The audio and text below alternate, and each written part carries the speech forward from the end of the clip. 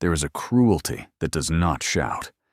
It comes dressed as an honest opinion, delivered by somebody with standing enough to make it stick, and its whole purpose is to tell you what you are so that you will stop trying to be anything else. When the Countess of Sedgley sent her daughter's instructress into a house that had broken 4 women in 2 years, that was the sentence she meant her to hear. She heard it on her first evening, in a boathouse, from a duke who never raised his voice. "You may imitate a lady," he told her, "but you cannot become one." By spring, he was saying the opposite in front of half the county. Mina Bexley left Sedgley Court at 20 minutes past 5 in the morning in the second week of October, and nobody came out to see her go. She had expected that. What she had not expected was the gravel. In 18 years, she had crossed the front sweep perhaps a dozen times, always on somebody's errand, and always at a pace that made the sound of it somebody else's business. And this morning, she walked the whole length of it slowly, in the dark, down to where the hired chaise stood waiting at the gates, there being no longer anyone in the house with the authority to tell her not to. She was 26 years old.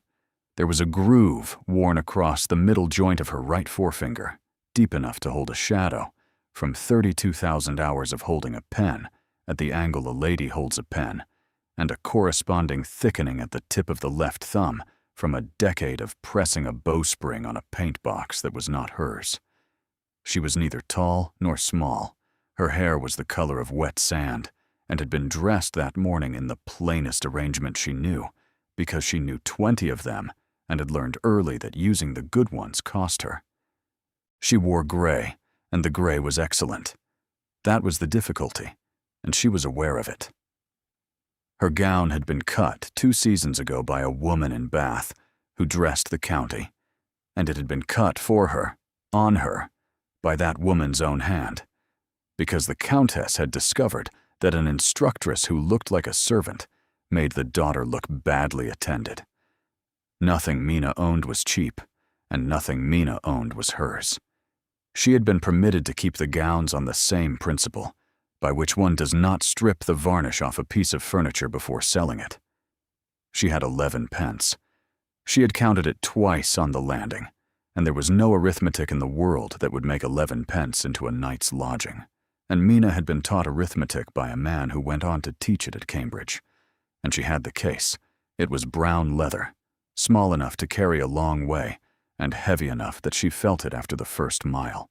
It held 140 sheets, and every one of those sheets was in her own hand, and among them were the drafts of every French letter Ottilie Vane had ever signed, the working studies for 4 watercolors that hung in 3 houses in Wiltshire, and a fingering chart for a Clementi sonata annotated in the margin by a woman who had played it 4 times in company from the wrong side of a screen. She had not stolen it.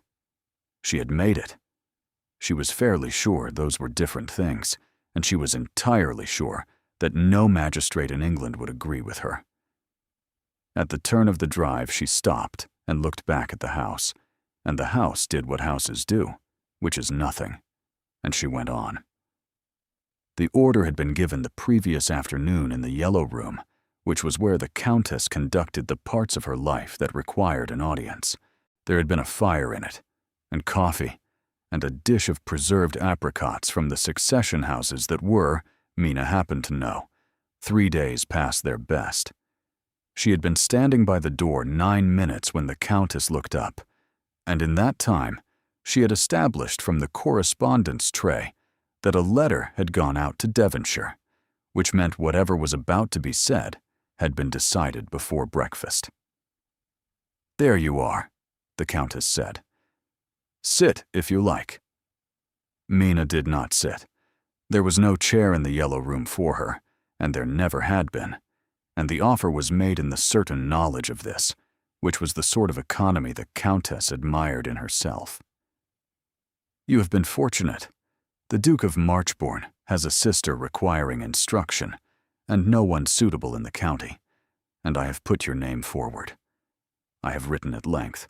I have been generous. He expects you on Thursday." "Marchbourne," Mina said.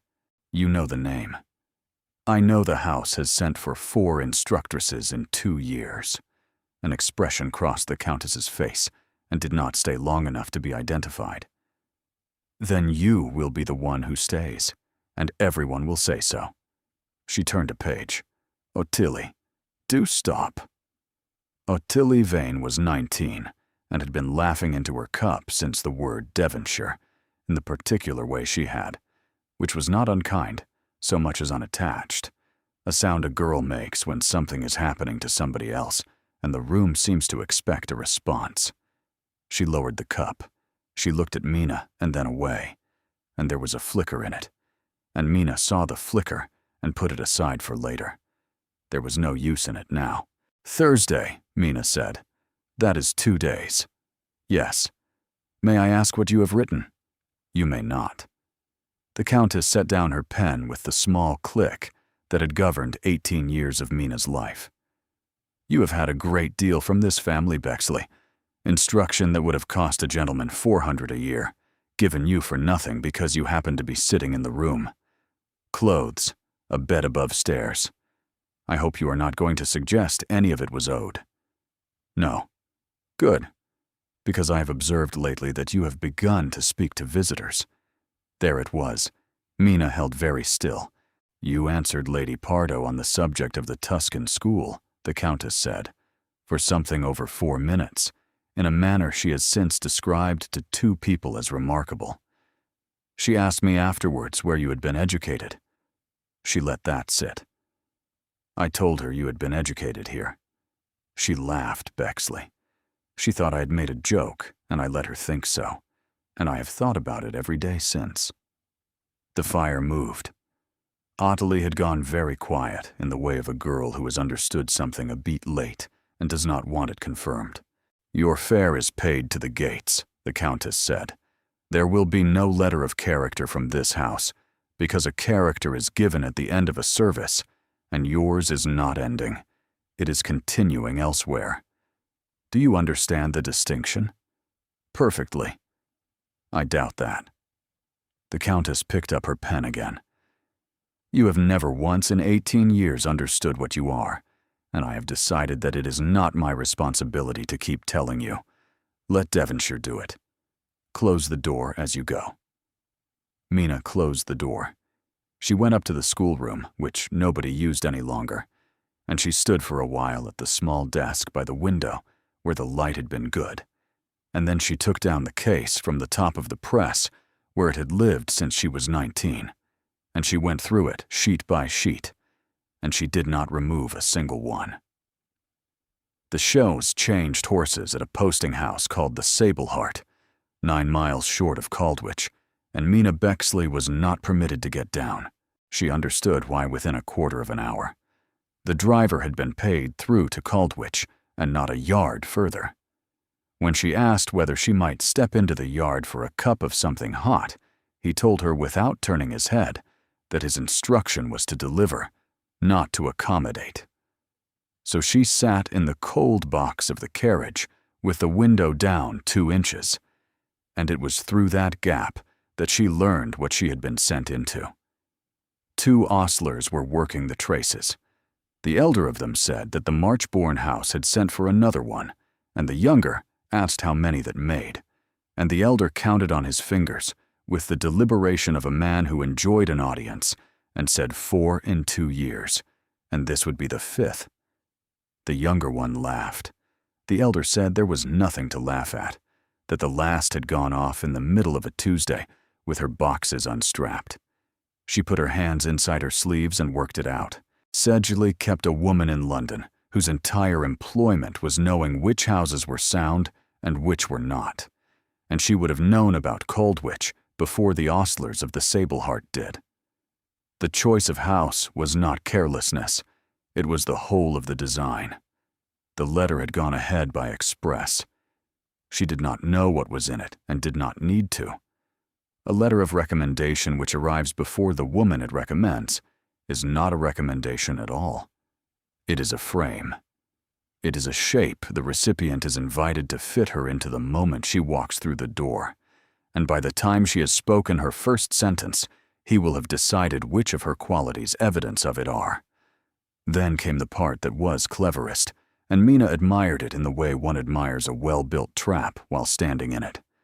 If she were dismissed from an ordinary house, it would mean very little. Instructresses were dismissed all the time, for reasons that reflected on nobody. But a house that had already sent 4 women away had a reputation of its own, and a woman turned out of such a house was not merely unfortunate. She was the 5th. She was the one who had failed where 4 had failed before her, and any person hearing it would conclude that the fault lay in a woman who had reached too high and been found out. And that was the point. That had always been the point. Because there was a fact Mina knew about the household of the Earl of Sedgley that no one else living knew, and the only protection the Countess required against it was that Mina should never again be a person whose word carried any weight at all. Not disgraced, not accused, simply established, gently and permanently, as a woman who imagined herself to be something she was not.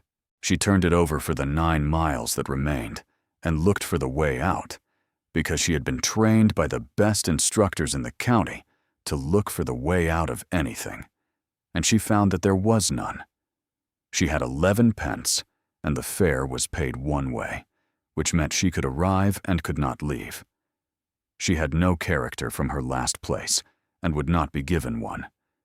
She had no family, no lodging to return to, and no coin to buy a bed for a single night.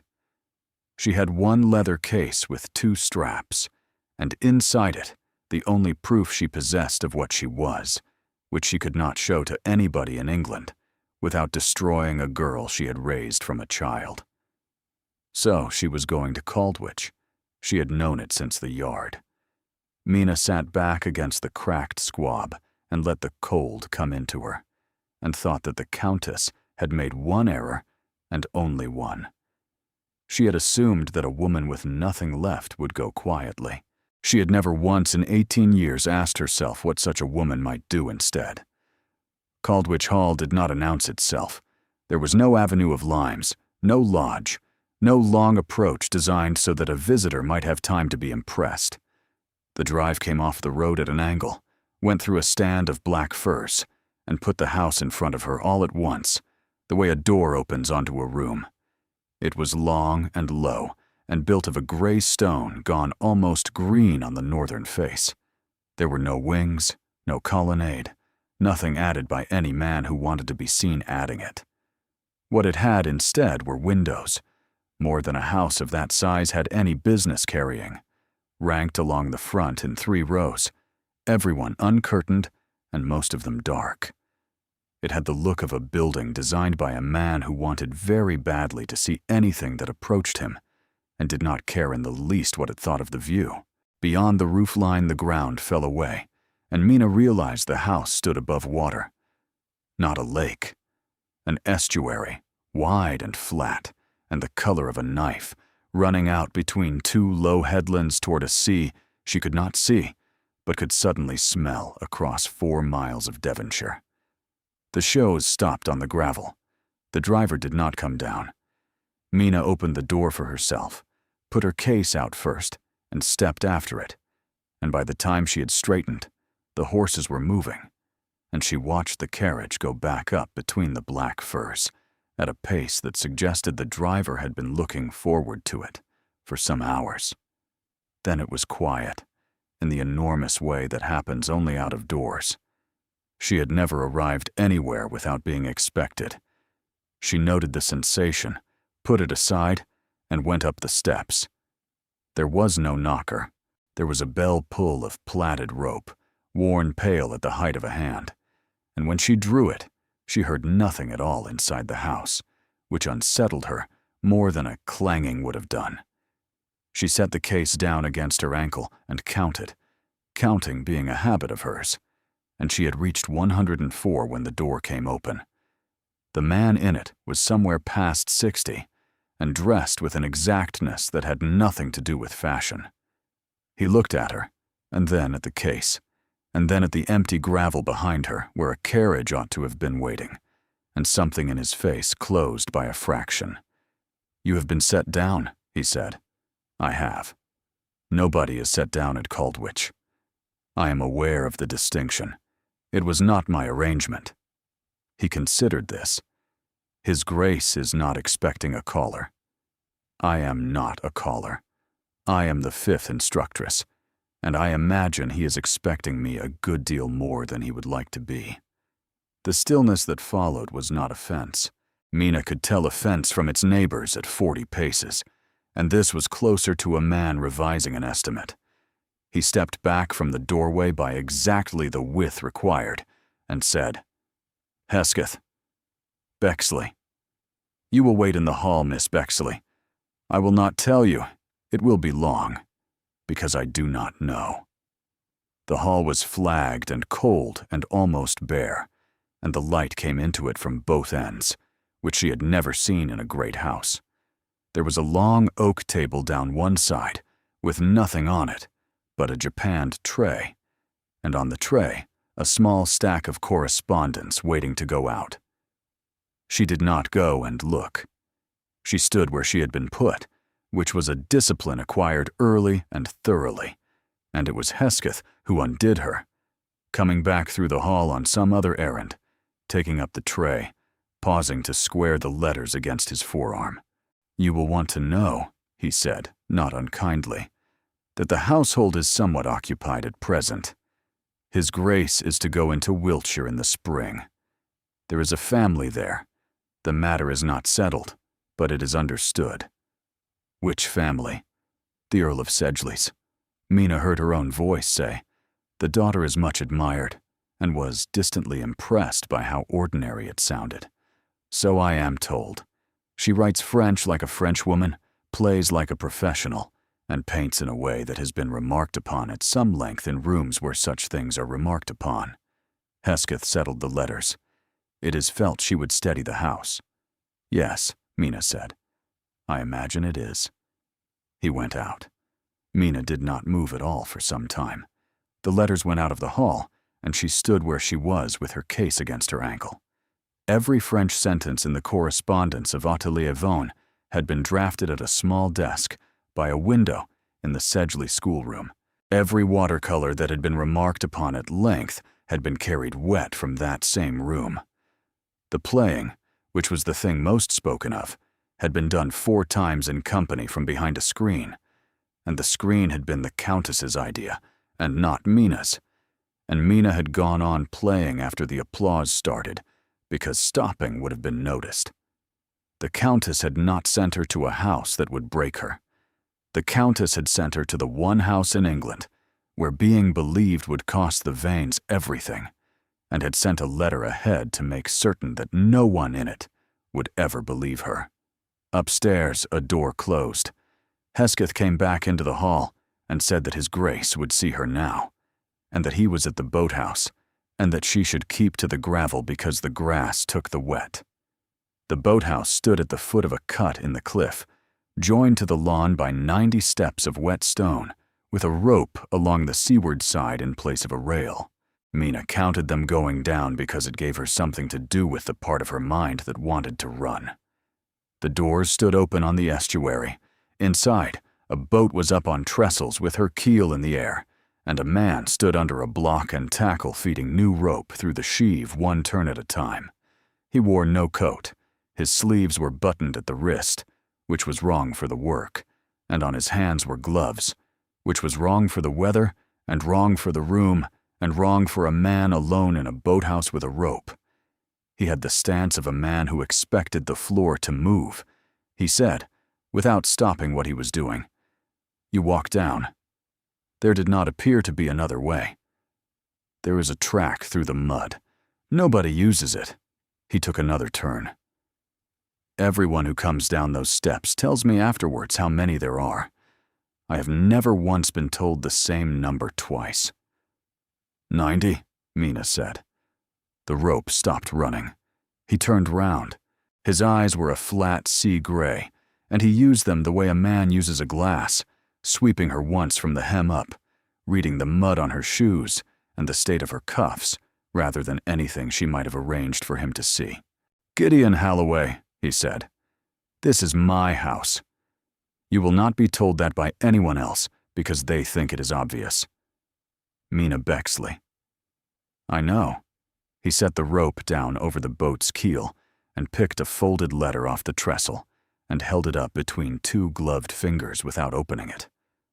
"The Countess of Sedgley has written to me about you, at a length I would describe as unusual.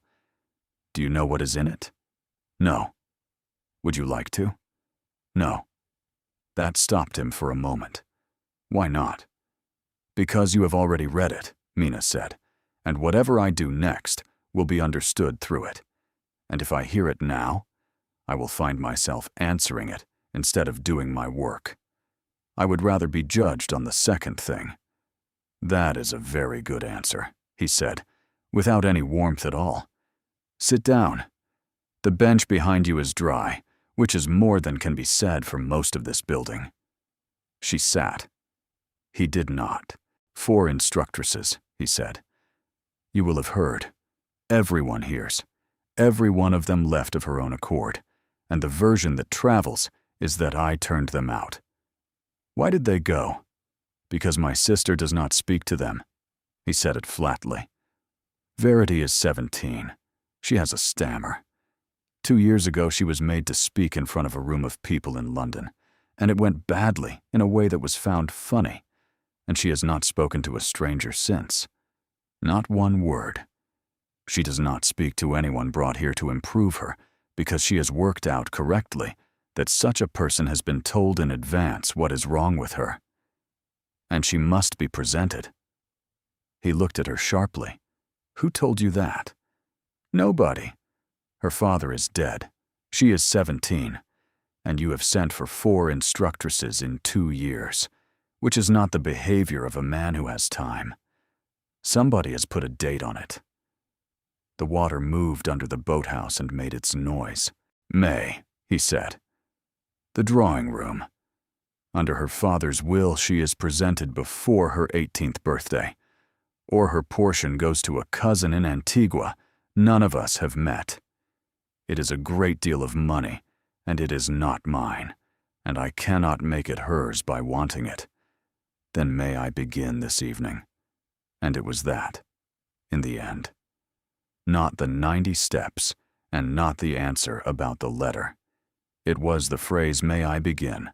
delivered in a room that smelled of tar with her hem sodden to the calf, in the register of a woman taught by somebody expensive exactly how much deference to put into a request and precisely where to put it. She watched it land and watched it go wrong and could do nothing about either. Something came down over his face. Not anger.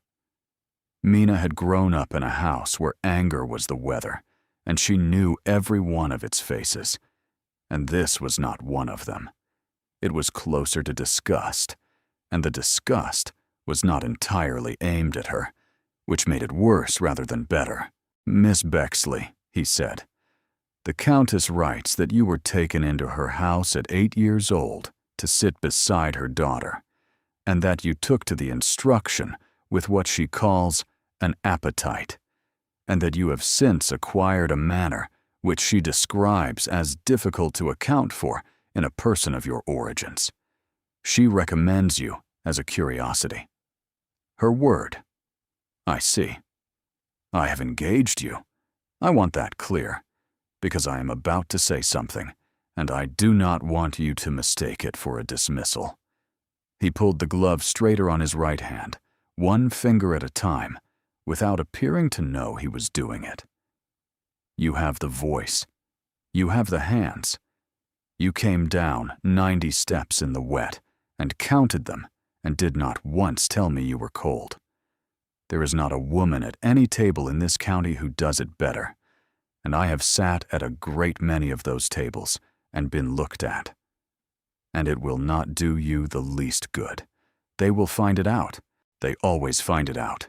And there is nothing in you, or in me, or in any amount of French that can prevent it. And when they do, the very thing you did well becomes the evidence against you. You may imitate a lady, Miss Bexley, but you cannot become one. I would be doing you an unkindness to let you believe otherwise under my roof." The boathouse was quiet.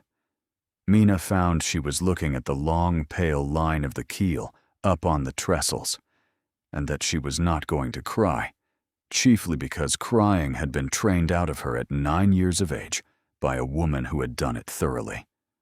"Thank you," she said. "That was said honestly, and I will take it as it was meant." "You will not," he said. "But you are welcome to say so." He turned back to the tackle and picked up the rope. "Her lesson is at 7. You will eat before it. I will not have anybody teaching my sister on an empty stomach, and I have no intention of arguing about it. So don't make me send Hesketh down here to fetch you twice." Mina stood up and got as far as the doors. In 18 years at Sedgley, through every meal she had missed, and every one she had gone without because a lesson ran long or a temper ran high, not one person in that house had ever once asked her whether she had eaten. She went back up the 90 steps in the dark, and somewhere around the 40th. She stopped thinking about what he had said, and started thinking about a girl of 17 who had learned at 15 that opening her mouth in front of strangers was a thing that could be laughed at, and who had been given 4 opportunities since to find out whether it would happen again. By the top, she had decided to stay until May. The room they had given Verity Halloway for her lessons was on the north front and had 4 of the windows, and at 7 in the evening in October, it was the coldest room Mina had ever been asked to work in.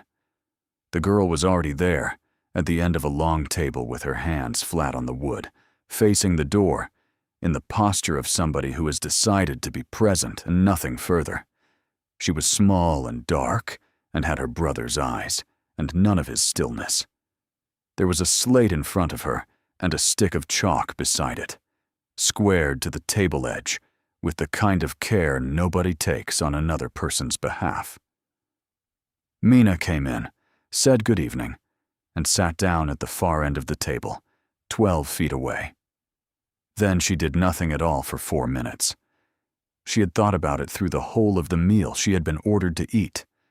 4 women had come into this room, and every one of them had begun. That was the fault. Every gentle, encouraging opening had been, from the other end of the table, an instruction to perform. So Mina said nothing, and looked at the window, and after 4 minutes, she heard the chalk. She did not turn round quickly.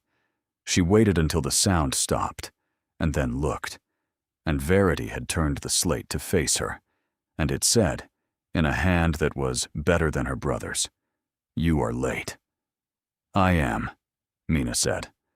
"I was told 7, and I came at 7, which in this house appears to be late. I will come at 1:45 in future." The chalk again. They usually talk. "I know. Why don't you?"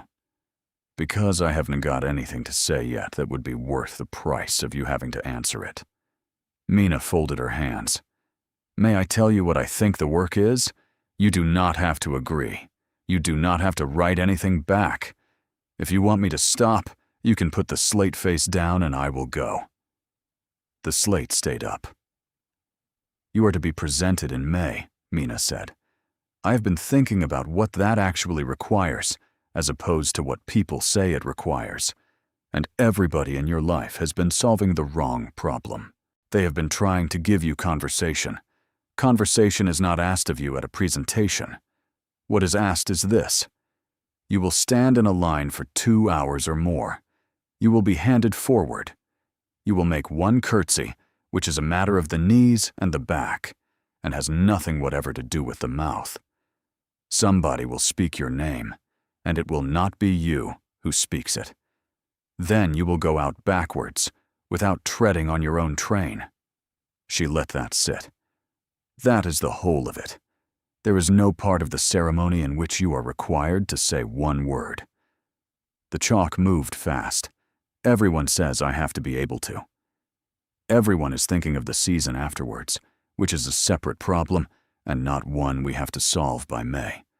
Your brother did not engage me to make you a girl who enjoys parties. He engaged me so that a will is satisfied, and money that is yours stays yours. That is a smaller job, and I would rather do a small job properly." Verity looked at her for a long moment. Then she wiped the slate with the side of her hand, and wrote one word, and turned it round. And the word was everything. And under it, "Teach me everything except talking."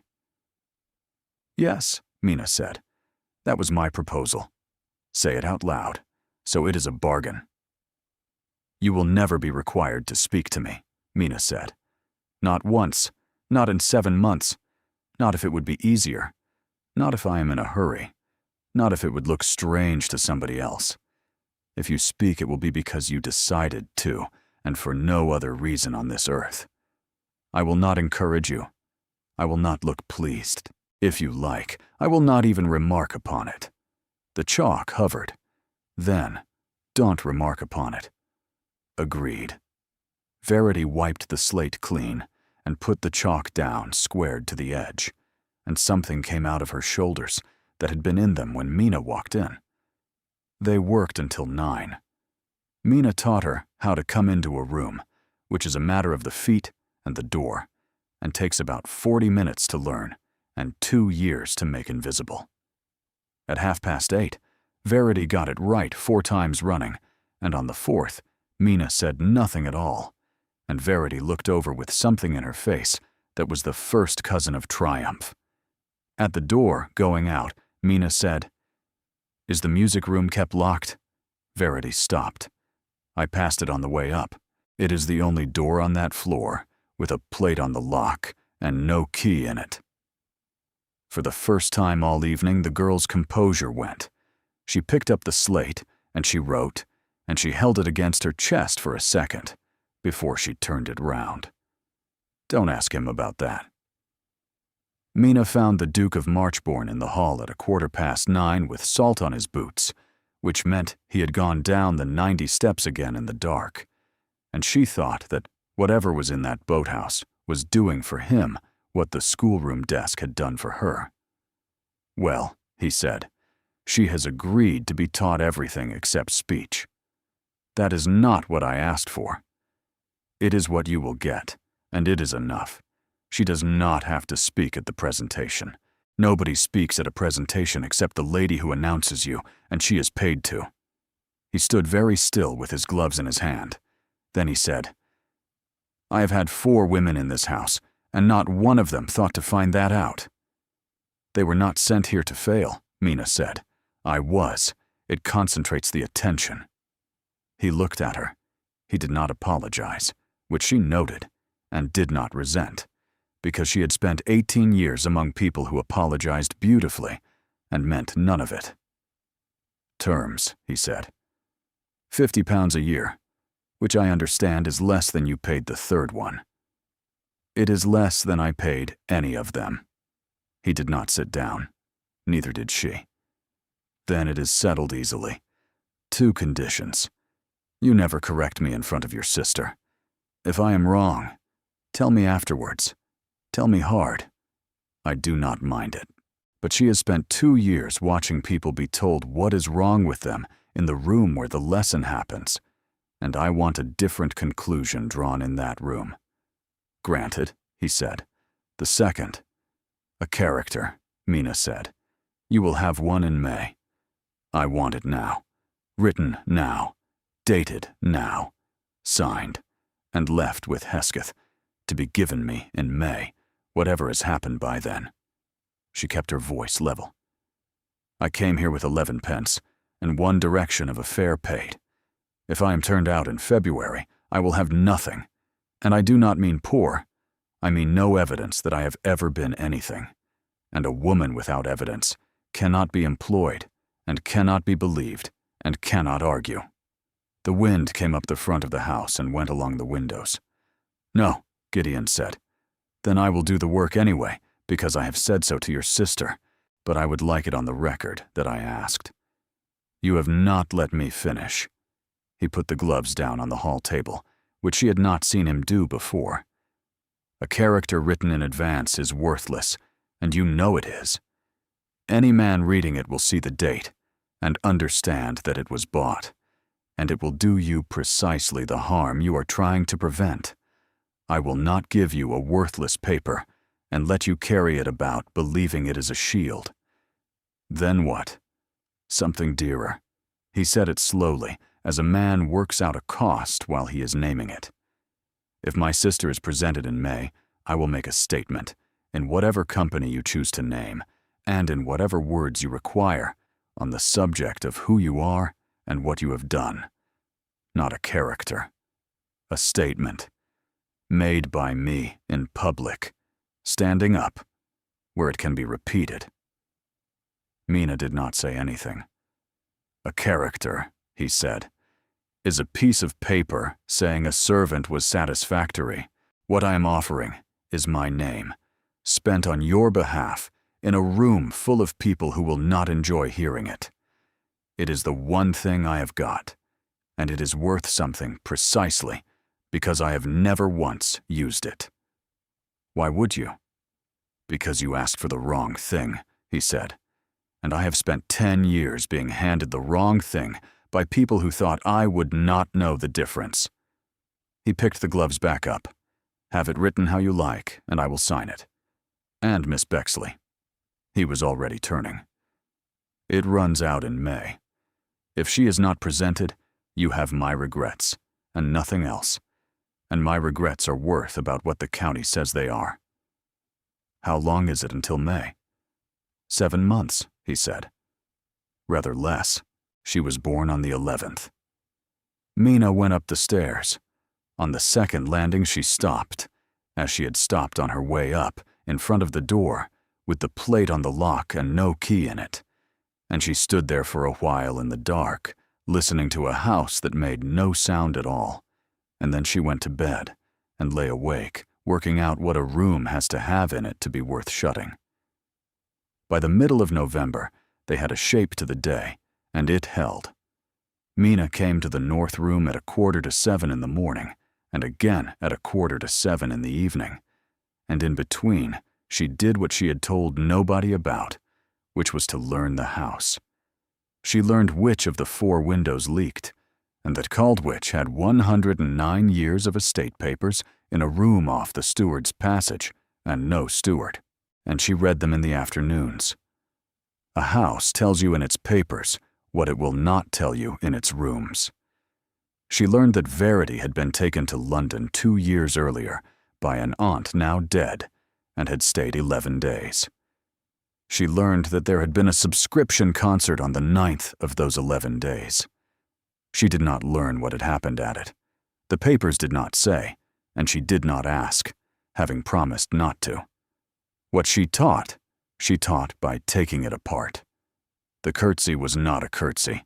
It was a distribution of weight across 130 degrees of turn, and they did it in stockinged feet, on bare boards, for 6 evenings, until Verity could hold the low point for a count of 8 without a tremor, and then in the shoes, with a tablecloth, pinned to her shoulders for a train. And Mina trod on the cloth without warning, twice, and both times the girl came up out of it without her face changing. They did entrances. They did the management of gloves, which is harder than the curtsy, and which nobody teaches, everybody assuming it was absorbed in infancy. They did the fan, not as flirtation but as furniture, since a woman holding one correctly has somewhere for her hands to be, and buys herself 2 seconds any time she needs them. And they built the system. It was Verity's idea, and Mina only made it workable. A card, plain, carried in the left glove. On one side, nothing. On the other, in a good hand, 6 words. My sister does not speak tonight. She would hand it once, at the beginning, to whoever had to know.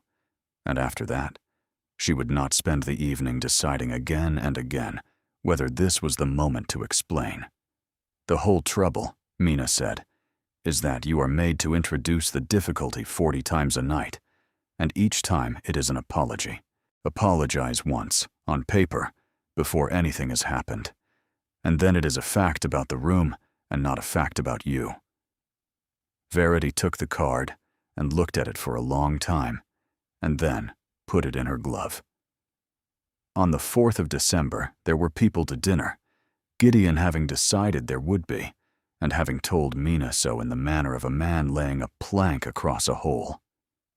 3 neighbors, Sir Roland Pardo, who owned the east side of the water and had been a friend of the previous dukes, and made no secret of what he thought of this one.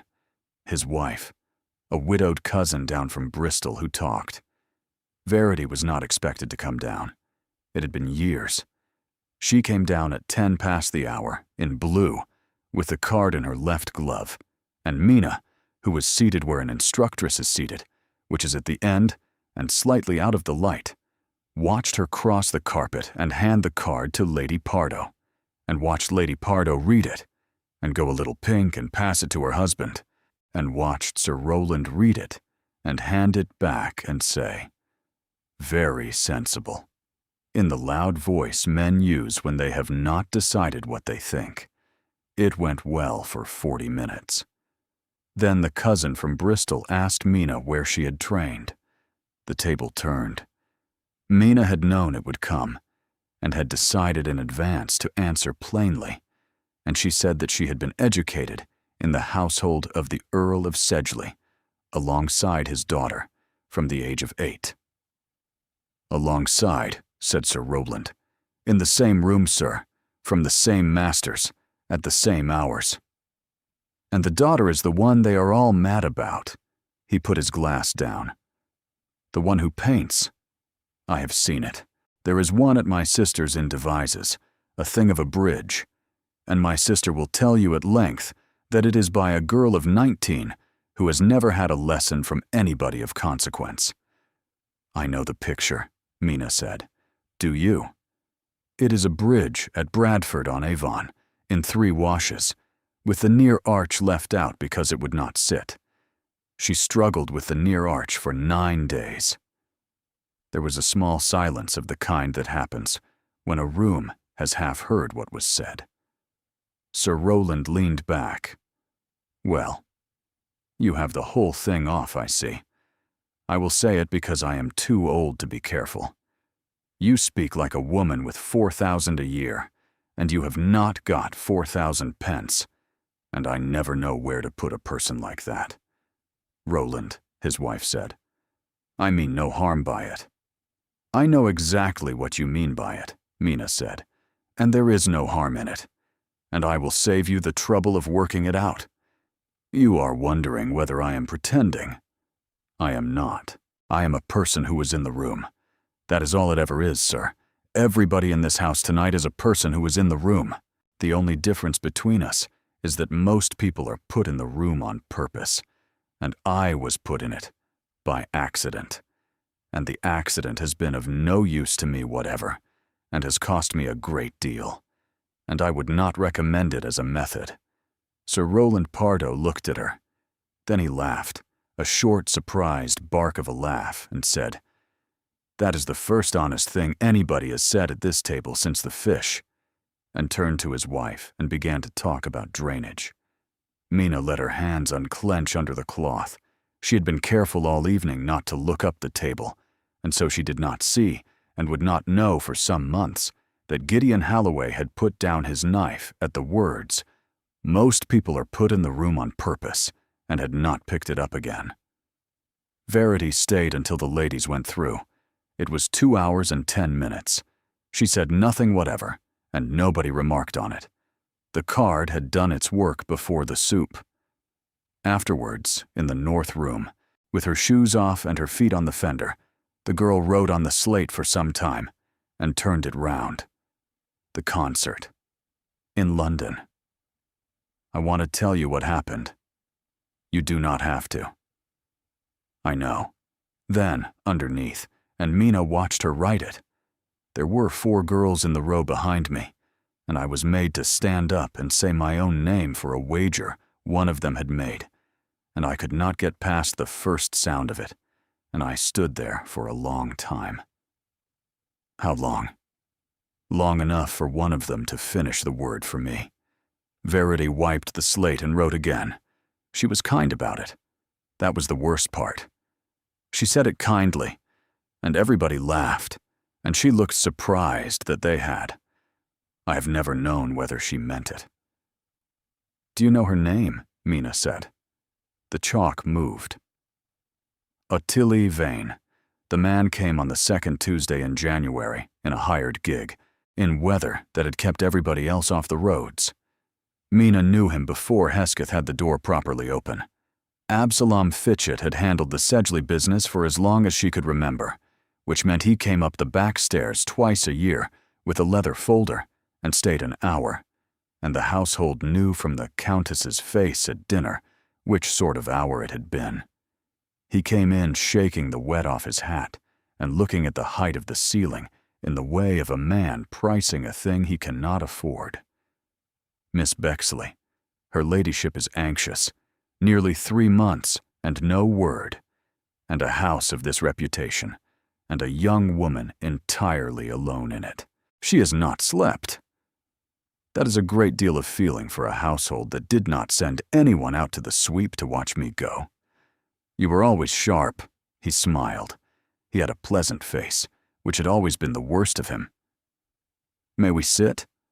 No, said Hesketh from the door.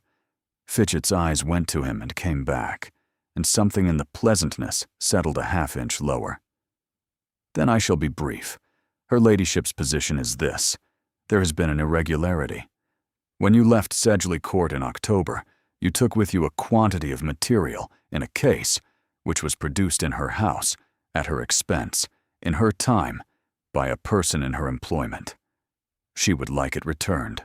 She has instructed me to say that if it is returned, entire, this week, she will consider the matter closed and will write you the character she was regrettably unable to furnish in October. And if it is not, then it is theft, Fitchett said gently. And it is theft with an obvious motive, and the motive is what will finish you, not the sheets, because you will be obliged to say why you took them. And the moment you say why, you become a woman who spent 18 years in a household, was let go, and immediately produced papers, alleging that everything that household is admired for was secretly her own work. He spread his hands. There is not a bench in England that will hear it, nor a drawing room. They will not even trouble to disbelieve you. They will say, poor creature, and there is nothing on earth you can do about it. The hall was very cold, and the daylight in it was the color of pewter. You have thought about this, Mina said. I have thought of very little else since October. It is a good trap. I did not build it, but I admire the joinery. The door at the end of the hall opened, and Gideon Halloway came through it, with his coat over his arm. He had been out. He had salt on him. He stopped 4 yards off and did not come nearer, and he looked at Fitchett the way a man looks at a sail he cannot yet identify. This is a business call, he said. Your Grace, Absalom Fitchett, in the interest of the Countess of Sedgley, there is a delicate matter concerning your sister's instructress, and I would very much prefer to lay it before you privately. Gideon did not move. Miss Bexley, Your Grace, do you want him here? Mina understood, in that instant, that she was being handed something. He had not asked Fitchett to explain. He had not asked her to explain. He had asked one question with one answer, and he was going to abide by it. And he had done it from 4 yards off so that she would not feel crowded into either reply. No, she said. Then he is not here. Gideon put his coat on the table. Fitchett, you will go back to Wiltshire, and you will tell the Countess that her anxiety is noted, and that this household is not accepting deliveries of it. If she wishes to make an accusation, she may make it to a magistrate, in writing, over her own name, and I will meet the costs of Miss Bexley's defense from my own purse, and I will do it publicly, and I will enjoy it. Hesketh, the gig. It is not so simple, Your Grace, Fitchett said. You do not know what she is carrying. I do not care what she is carrying. With respect, you will care by summer. And Mina, who had spent 18 years learning to read a room from the wrong end of it, watched Gideon Holloway decide not to ask. She saw the question go across his face and stop, because asking it there would have been the act of a man who wanted a thing confirmed rather than one who had made up his mind. And he had just spent 4 sentences telling everybody present which he was. "Good day," he said. Fitchett got as far as the door. Then he turned, with his hat in his hand, and said, "Miss Bexley, speaking now as somebody who has known you since you were a child, you have made a life out of being in rooms you were not put in on purpose, and you have been remarkably lucky, and this is the room where the luck ends. Come home." "State my position," Mina said. "I beg your pardon." "You will be asked what I said, and you will report it, and I would rather you reported it accurately than kindly, so I am going to give it to you in a form you can carry." She stood square in the middle of the flagstones. "I am instructress to Lady Verity Holloway of Coldwich. I am engaged at £50 a year, under terms agreed in October, which run to the 11th of May. I have not been dismissed, and I am not going to be. I am owed nothing by the Earl of Sedgley's household, and I am asking it for nothing, which is a great deal more than it can say of me. And the case stays where it is." Fitchett looked at her with an expression she had never seen on him before, which she thought afterwards might have been regret, though it was hard to be sure with a man who had a pleasant face. "Yes," he said. "I thought that was what you would say." He went out. The gig turned on the gravel and went up between the black firs, and the sound of it thinned out and stopped. Mina found that she had been holding her hands closed and opened them. She had just severed it. 18 years. The desk by the window with the good light. The girl she had taught to hold a brush at 4 and gone on teaching for 15. It was gone in 6 sentences, and it had been gone since October, in any case, and knowing that did nothing useful about the hollow place under her ribs. "He was right about one thing," she said. "Nobody will hear it. He is entirely correct about that, and I have known it since I was about 20. He was right about several things," Gideon said. "That is what makes him worth throwing out." He picked his coat up off the table. "You will want to know what I did not ask him. I know what you did not ask him. I will ask you one day, not today, and not because he told me to, and not in my own hall 4 yards from a man in a hired gig." He shook the coat out. "There is a leak in the north room, and I have known about it since Michaelmas. Tell Hesketh which window, and it will be done this week." He went up the stairs. Mina stood where she was for some time. Then she went and found Hesketh, and told him it was the second window from the left, and that it was not the frame, it was the lead. The gale came in on the last night of February from the southwest, which Hesketh said was the bad one, because it drove straight up the estuary and had 4 miles of open water to build on before it reached the cut. Mina was awake because the house was making a sound she had not heard it make. At 2 in the morning she found Hesketh in the hall with a lantern and his coat over his nightshirt, and he said, without being asked, "There is a ketch on the sand at the point. She has been showing a light for an hour. Where is he? Where do you think?" She took a lantern and went out. The 90 steps were running with water, and the rope on the seaward side was the only reason anybody got down them, and she went down with one hand on it, and her skirts in the other, and the wind taking the breath out of her mouth before she could use it. There were lights at the bottom.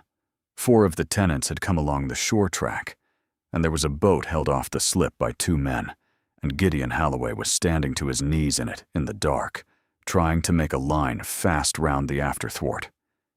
He could not do it. Mina saw it from the top of the slip and understood before anybody in the boat did, because they were all looking at the catch, and she was looking at his hands. He had the rope round twice. Every time he drew the turn tight, the whole thing slid, and he shifted his grip and went again, and slid again, and the fourth time he brought his fist down on the gunwale and stood there in the dark with his shoulders going. He had no gloves on. He had come out of the house at 1 a.m. and had not stopped for them, and there was no version of that night in which he could have. She put her lantern down and got into the boat. "Miss Bexley, give it to me. Get out of the boat. You cannot hold a wet rope, and you have known it since you came down here, and you have been standing in the dark, hoping the water would improve." She put her hand out. "Give me the rope and tell me what you want done with it. I have never made a knot in my life, and you have made 40,000. One of us has the hands and one has the knowledge, and we have not got time to be delicate about which is which." He gave her the rope. He told her, and she did it, and he made her undo it, and do it again, because the first was crossed, and the second held.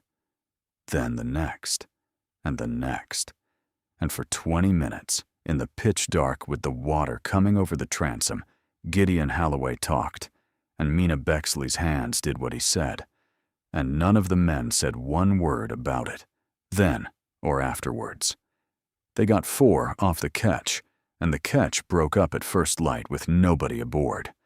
It was after 6 when they came up. The sky in the east had gone the color of a bruise going out, and Mina's hands had opened across both palms and 3 fingers, and she had not noticed until she tried to take the rope on the last 20 steps and could not close her fist. In the hall, Hesketh brought the lamp, looked at her hands, and went away for the box without being told. Gideon stood by the table with his own hands hanging. Mina looked at them. They were not, at first glance, terrible. That was the strange thing. The skin across the backs and up into the fingers had the shine that skin gets, taut and slightly wrong, and the little finger of the left did not straighten, and there was a seam up the inside of the right wrist that went into the sleeve and did not come out again. They were the hands of a man who could hold anything dry and nothing wet, and who had spent 10 years in rooms where somebody might notice it. "Say it," he said. "You cannot grip in the wet." "No." "For how long?" 11 years. He turned the left one over and let it drop. "The Pelican, out of Bristol, in the road at Kingston. Fire in the hold at 2 a.m. and no water on her worth the name. I got 4 out. There were 15. He said it flatly, in the voice of a man who has told it before, but not often. There was a great deal made of it. There was a piece in the papers with a very fine engraving in which my hands are perfect, and I have it still, and I have never worked out why I kept it." Hesketh came back and put the box down and went out again. Mina took the lid off, one-handed, and began on the solve. "You are not going to say it," Gideon said. "That it was brave?" Mina did not look up. "It was 2 a.m, and you were the nearest. Brave is what people say when they want a thing finished." "Give me your left." He gave it to her. She had not touched him before. She was aware of it in a distant way, and she worked the salve along the shine on the back of his hand with 2 fingers, at the pressure you use on a thing that is old rather than new, and he watched her do it and didn't pull away. "There is a thing I have been wanting to say since October," he said, "and I have not found a way in that was not an excuse." "Then say it badly." "The sentence I said to you in the boathouse." He stopped. "It was said to me, in this hall, standing about where you are standing, by my predecessor's widow, a fortnight after I came into it. And she wasn't a cruel woman, and I do not think she has thought about it since. She said, 'You may command a ship, but you cannot become a duke.'" Mina's hands went still. "I have carried it about for 10 years, he said.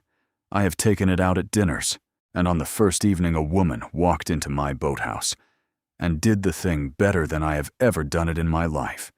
I opened my mouth, and it came out whole, as if it had been waiting in there for somebody smaller than me to try it on. Yeah, Mina said. I thought it was something of that kind. You thought. You did not say it like a man delivering a verdict. You said it like a man reciting. She went back to work on his hand. It is why I stayed, in part. A man who has been told a thing can be untold it. A man who invented it cannot. That is a very cold way to think about a person.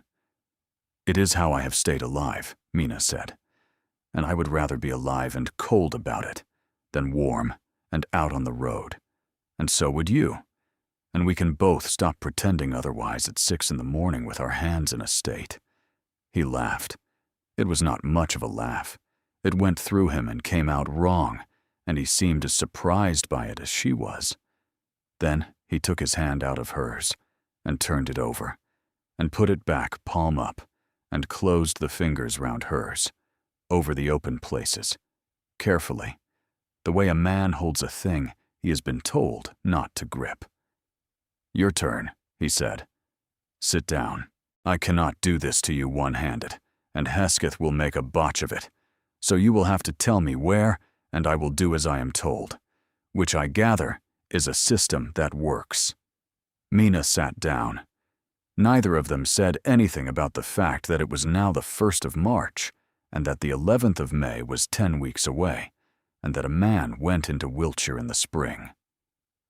The Countess of Sedgeley came to Caldwich on the 27th of April, and she chose her day, because on the 27th of April, there were 14 people in the drawing room.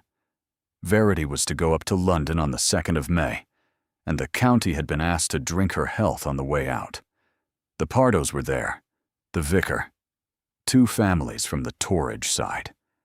At 3:20, Hesketh came in and said something short at Gideon's elbow, and Gideon put down his glass and said, "Show them in.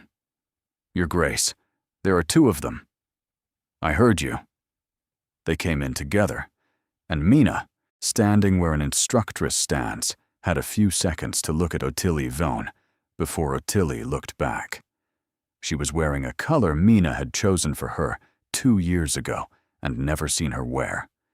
She looked at the room, then along the wall, and then she found Mina, and her face did something Mina had not seen since she was small, which was to lose control of itself entirely for about a quarter of a second before it was got back. The Countess did not look for Mina at all. The Countess had come in prepared to be told where she was. "Your Grace," she said, "forgive us. We were at Exeter, and it seemed absurd not to come on. Lady Sedgeley, I had not understood there would be company. There is company most weeks. Then I will say what I have come to say in front of it." She turned a little to include the room, and she did it beautifully, and Mina thought, with something close to professional admiration, that she had been practicing in the carriage. "That woman," said the Countess, "was for 18 years in my house. She left it in October without a character, taking with her a quantity of papers belonging to my daughter. I have written twice. I have sent my man of business into Devonshire in the worst week of the winter and been turned out of doors. Unless those papers are restored to me by the end of this week, I shall lay an information for theft, and I shall lay it in Wiltshire, where I am known." Nobody moved. Sir Rowland Pardo put his glass down on the sill without turning round. "And I will add one thing more, which I take no pleasure in. She will tell you the papers are hers. She has a whole account of herself which she has been assembling for years, and it involves my daughter's accomplishments being secretly her own. And if you have any charity, you will hear it once, and not repeat it."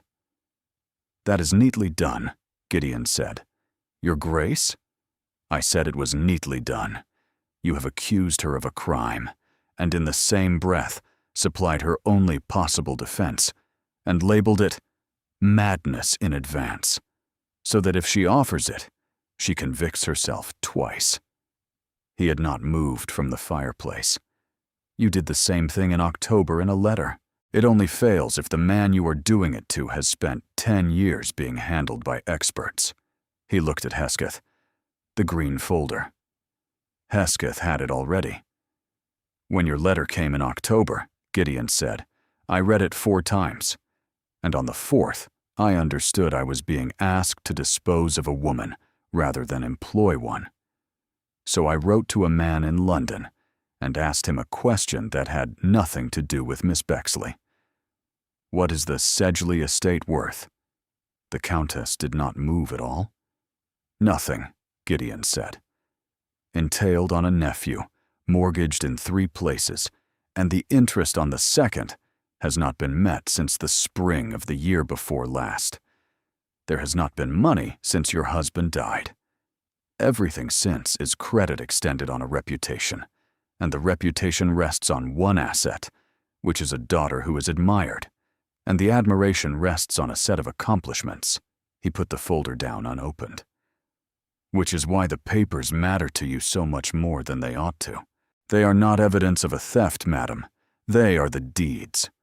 The room had gone perfectly still. 10,000 pounds, the Countess said. That is what it would take, the Countess said. You are going to say it, Your Grace, and I would rather you understood the price first. Her voice had not risen at all. 10,000 pounds, and I withdraw the information, and say publicly that I was mistaken, and this woman may have whatever she likes. Every person in this room knows that this is how such things are settled. The only unusual thing about today is that I have said it out loud. Mother, said Ottilie Vaughan. It was the first sound she had made. Be quiet. No. She was white to the lips. You said in the carriage that we were coming to make a call. Ottilie. Everything in that case is hers. She said it to the room, too fast, in a voice that was going, and she got it out entire before it went. The letters are hers. The bridge at Bradford is hers. The Clementi is hers, all 4 times. I sat in front of a screen with my hands in my lap, and she played it. And I have known since I was 15, and I have never once said so.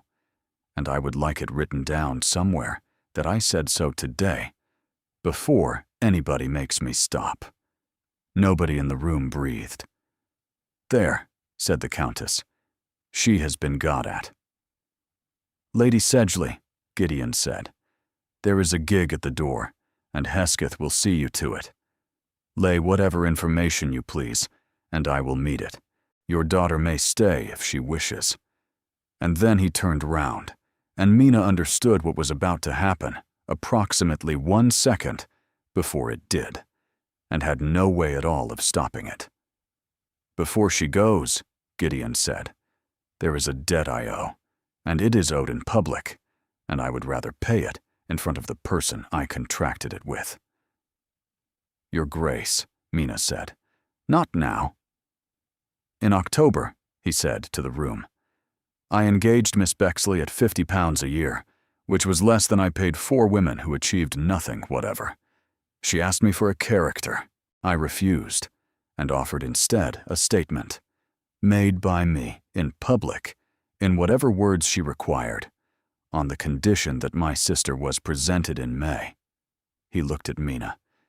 You have not given me the words, he said. I have waited 7 months, and you have not once brought them, and I am not obliged to wait for a woman to draft her own defense when I have had the facts since the 4th of December. I did not draft it, Mina said, because I did not want it. I know. That is why you are getting it. He put his back to the fire. On my first evening in this house, he said, in my own boathouse, I told Miss Bexley that she might imitate a lady, but could not become one.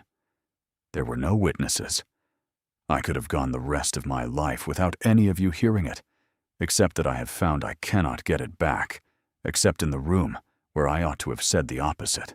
I did not say it because it was true. I said it because it had been said to me in this hall by somebody who meant no particular harm, and I have carried it about for 10 years like a stone in a coat. And when a woman came down 90 steps in the wet and did the thing better than I have ever seen it done, I could not bear it, and I put it on her. There is nothing more respectable underneath it. So, the statement. My sister has not spoken to a stranger in 2 years, and will go up to London on Friday, and she will go because this woman worked out in one evening what 4 others could not work out in 2 years, which was that the difficulty had never been my sister's mouth, it was everybody's hurry. On the last night of February, she went into a boat in a southwesterly gale and made fast 4 lines under my direction, because I have not been able to hold a wet rope since the year 11, and one person in this room has known that for 10 years, and the rest of you have just been told. He did not look at his hands. And every accomplishment for which the daughter of the Earl of Sedgley has been admired in this county, and 3 others, is the work of Mina Bexley, done at a desk by a window, without payment, without acknowledgement, and without, so far as I can discover, 1 hour of thanks. That is the statement. It cost me more to say than it will cost any of you to hear, and I would be obliged if you would all repeat it accurately. The clock on the chimney-piece went on doing what clocks do.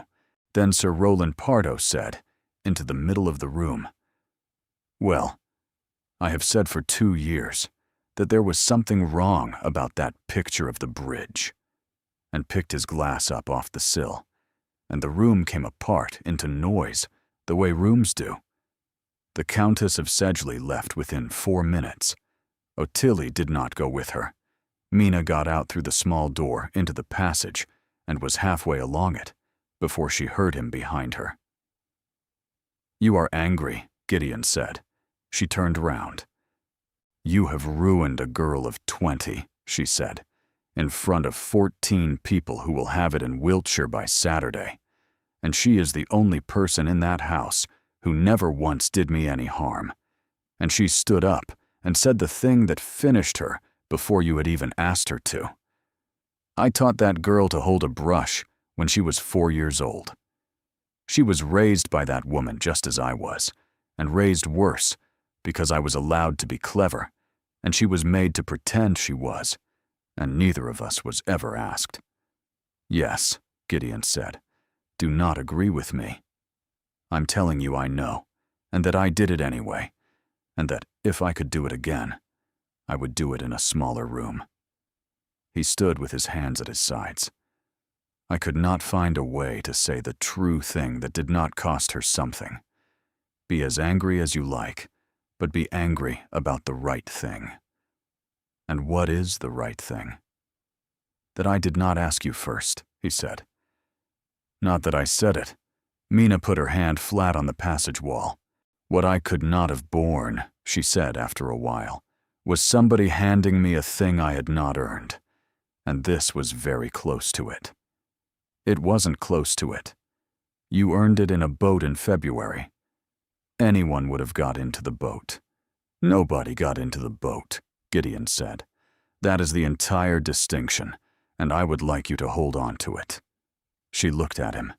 "There is one more piece, and I would rather say it in a passage. I wrote to Wiltshire on Tuesday and ended the understanding. Not on your account, and I want that plainly said, because you are the sort of woman who will spend a year deciding she cost a girl a duke. It ended because I was being sold a set of accomplishments, and I have never bought anything I could not survey first. And now you will say something else. And now I will say something else." He did not come nearer.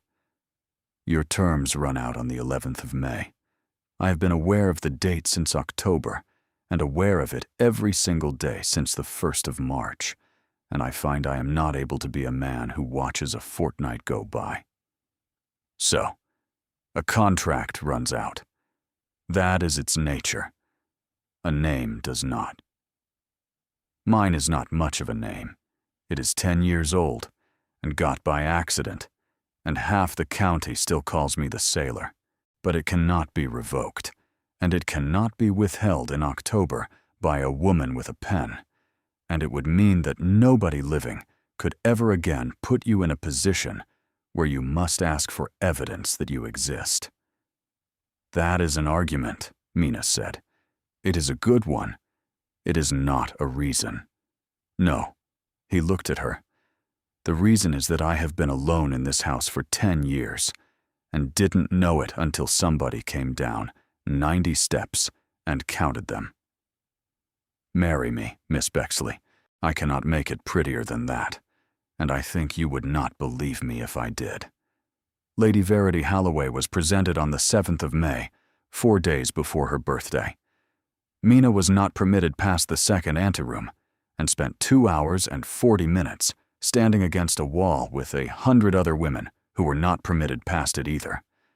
What she was told afterwards, by 3 separate people, was this: that the girl in blue had gone forward without any of the small hesitations everybody makes, that the curtsy had been remarked upon, and that the lady who announces had got the name slightly wrong, as she does, and said Verity Halloway, and that the girl in blue had waited exactly as long as it is proper to wait, and then said, perfectly clearly, into a room not expecting a sound from anybody, Halloway. One word got out entire. Mina heard it from a woman she had never met, who was telling somebody else, and who mentioned that the child had a slight difficulty and had managed very well. And Mina said, did she? And nothing else at all, because she had promised in October never to remark upon it, and she was not going to start in a corridor at St. James's. They were married in June, in the church at the top of the cut, with the doors open because the weather was extraordinary. Mina did not wear white and did not wear gray either. She wore a dark green she had chosen herself, from a length she had bought herself, with the first £50 she had ever been paid for anything. And there was a woman in Bath who dressed the county, and Mina did not employ her. Hesketh gave her away, having said he would need to think about it, and having come back 10 minutes later to say that he had. Verity stood up with her and did not speak, and had not been asked to. Ottilie Vane was not there. She had gone to a great-aunt in Shropshire in the middle of May, and had written from there, and the letter was 4 pages, and Mina had read it a dozen times. Most of it was an account of the bridge at Bradford on Avon, and what had actually happened on the 9 days of the near arch, written out plainly in Ottilie's own hand, so that there should be a document somewhere in the world with her name at the bottom of it. The last page said that Shropshire was dull in a way she found she did not mind, and that she had begun the piano from the beginning, badly, at 20, with a woman in the village who charged 1 6. The county talked all summer, in the wrong direction, as it always does. There was a version in which the Duke of Marchbourne had married his sister's governess out of infatuation, one in which he had done it to spite Wiltshire, and one which Sir Rowland Pardo put about personally, and which Mina liked best because it was nearly true, in which the sailor Duke had married the only person in England who had ever told him the truth at 6 in the morning. The Countess of Sedgley laid no information. There was no money to lay one with.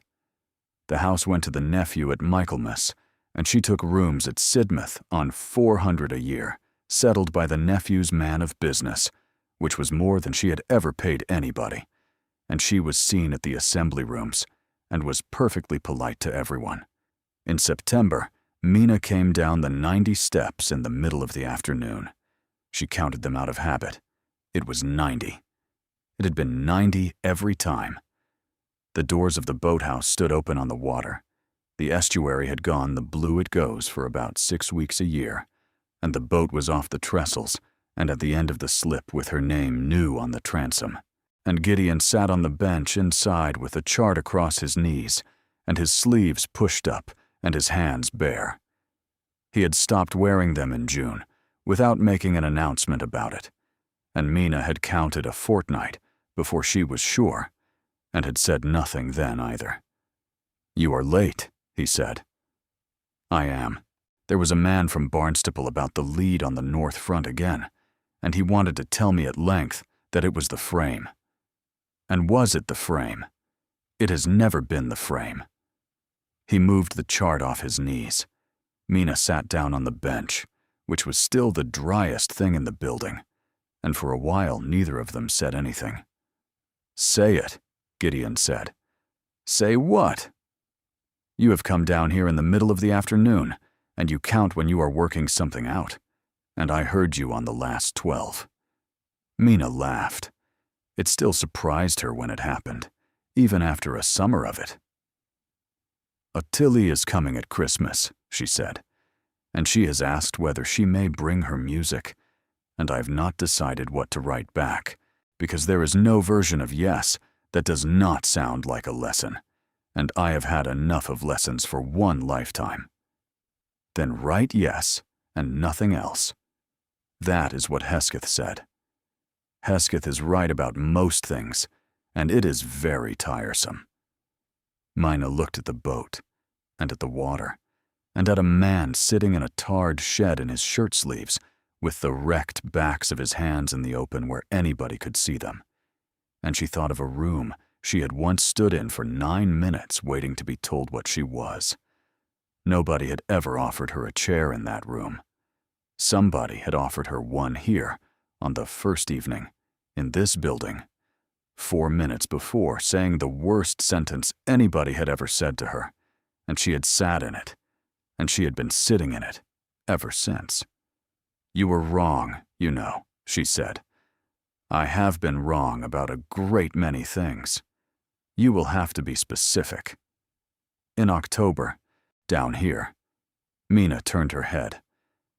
"You said I might imitate a lady, but I could not become one, and you were wrong, and I have taken until September to work out why. It was not that I could become one. It was that there was never anything there to become. There is no such article.